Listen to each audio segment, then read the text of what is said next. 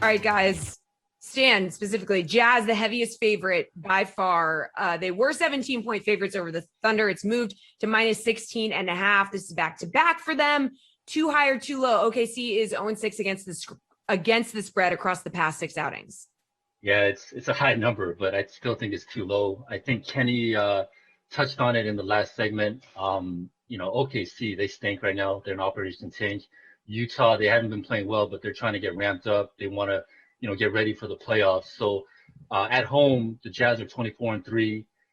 They've won 17 games by over 17 points this season. They cover at a rate of 61.1% against the spread. OKC is only at 46.2%. These teams met earlier in the season, but that was like in the first month of the season.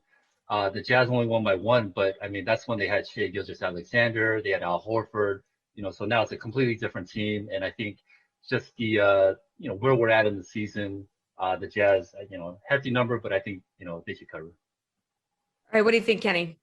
Yeah, I agree with Stan here. I mean, I do think it's too low. The Jazz are 8-2 against the spread on the second of back-to-backs.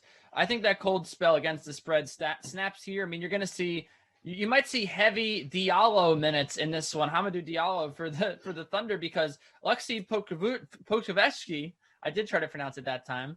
He's been the only guy that's been looking okay for the Thunder, and now he's hurt. He has a sore arm. He's questionable for this game. I'm not sure who the Thunder are going to look to on offense. I'm not sure how they stop this juggernaut that is the Jazz. We've seen so many blowouts here over the last week as teams deal with injuries. And I'm sorry, I know this is a high number. It's one of those where you just feel like you have to take it because it's so high and the Jazz haven't covered in 6 games.